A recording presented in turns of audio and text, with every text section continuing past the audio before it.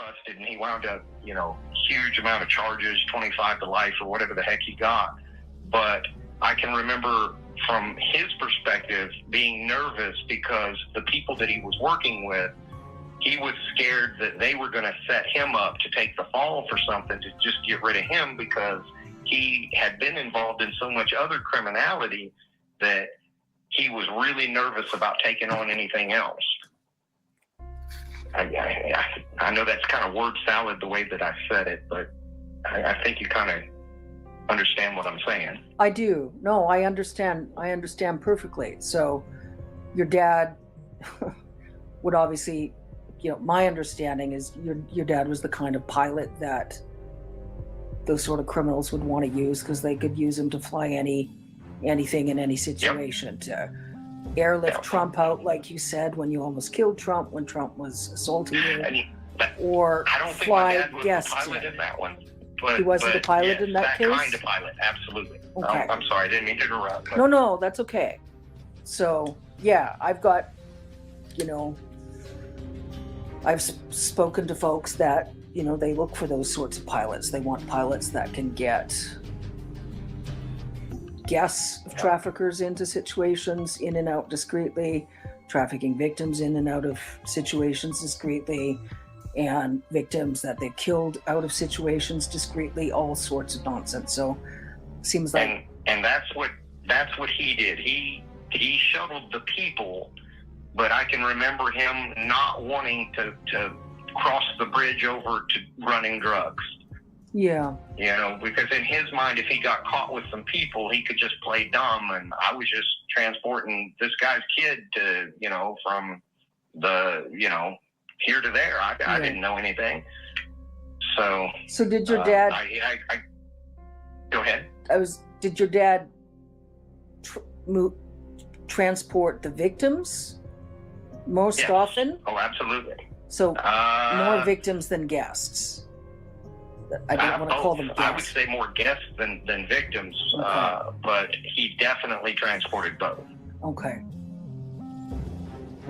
And that was either directly for Epstein, like wasn't transporting Epstein so much as Epstein's victims and Epstein's guests. And the clients. Okay, yes. The clients.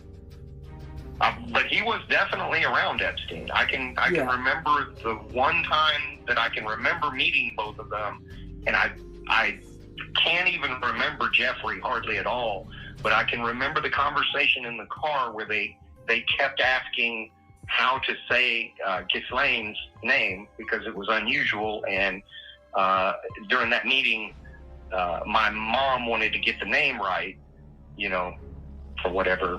That was important to her, Yeah. And what's your mom's name again? Her name was Mary Lynn Riley. This would be kind of my third mom, because my dad adopted me with a lady named Irene Ursula Liskey was her maiden name. Mm-hmm. Her name is Peter now. But those two adopted me. He got divorced from Irene in 79 or 80 and almost immediately married Lynn. So Irene may have been involved in some of that, but that would be from a time frame that I don't have clear recollection of. I do have clear recollection of Mary Lynn Riley's involvement, but she died via suicide a number of years ago. Okay. Now,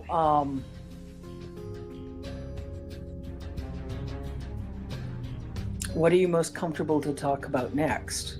I mean, well, let me ask some more questions in terms of now you told me about Trump and about BEGGS and about Jordan. I feel like that's important to discuss in details. And let me ask you a question. Do you think it's more helpful for you to talk about what you remember first, when you were first trafficked, the circumstances, individuals involved, or do you want to talk about some of the incidents that we spoke about a bit by email already? What do you think is most helpful for you? Fill in whatever gaps in that I can.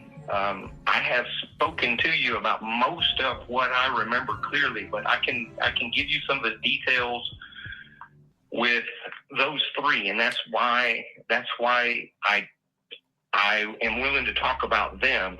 You know, there's no, I remember more things, but I can't give you much in the way of detail for anybody other than those three. I can remember Jim Jordan. I went to a party. This was at a farm. There were, I don't know, 25 to 50 people there. I mean, it was a good amount of people, but not a massive crowd by any stretch. But the experience that my dad sold to those people was, if you could pin me, then you could do whatever you wanted. But my dad had taught me how to fight. He had been a bare knuckle brawler earlier in his life. And I know that he had worked kind of just beating people up for, you know, a little extra money at one point in his life. He also entered into like the tough man contest, stuff like that. If they got anywhere near me, I would hit them. And by the time that Jim Jordan assaulted me, I was old enough that those adults, most of them not being athletic in any way, you know, these are people that, you know, they're not fighters by any stretch. Mm-hmm. They couldn't get anywhere near me. And Jim Jordan just sort of rushed me and tackled me, and I might have known how to fight, but I didn't know how to wrestle. So he assaulted me in front of a crowd, and I think that it was filmed, but I can't swear that it was filmed, but it was in front of those 25 or 50 people. And how old were you? That's why I remembered. I was around 12. 12. When that happened. And of those 25, 50 people... sorry, go ahead. The reason that I remember Jim Jordan is, first, he stood out because he wasn't that much. He's only like 7 or 8 years older than me. So at the time frame that I'm at 12, he is right around just graduating high school, maybe first year or two of college, right? So him being so much younger stood out. And then I remembered his jawline. He has a very pronounced jawline. I remembered his voice. And his mannerisms haven't changed throughout his life either. So when I really started, as soon as Trump went down that escalator and said he was running for president, I got involved in politics. You know, I started watching it. I started watching who supported him and everything like that. And I remember Jim Jordan just from watching him on the floor of Congress, you know, speaking to the different people that, you know, go up there and testify. So, and that's him, you know, I just remembered him. So yeah, I know that's not a lot, but you give me a polygraph, I'm going to take it because I'm 100% sure that it was him. Mm-hmm. And Andy Biggs, I remember because on the way to this, they took me to a house. This wasn't at a party. This was later, after I had assaulted Trump, and it was kind of a punishment type of thing, where he was going to get to assault me, and I guess not pay my parents, and he got to do whatever he wanted. And I can remember telling me I wasn't allowed to fight back or they'd kill me, and you know all of this. But they must have said his name 50 times in the car. So Biggs I kept hearing Biggs, Andy Biggs, and I thought, I'm going to remember this name. And after he assaulted me, I don't even remember the assault necessarily, but I remember being in the car afterwards and being like really nauseous, sick to my stomach. I was seeing spots, and I mean, the guy beat me until I had broken ribs and was convulsing, turning blue and stuff like that. And the only part of that assault that I can remember is laying on the floor of the room trying to breathe. And I could hear Andy and my dad screaming back and forth at each other. And I can remember Andy Biggs saying, "You said I could do whatever I wanted."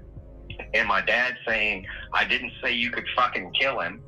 And, you know, I think they may have actually thrown blows over it, but there was a heated argument and everything going on for an extended period of time. And then I can remember being in the car, leaving, and just having my eyes closed because my head was spinning and everything. And I was just trying to breathe, just in and out, you know. Mhm.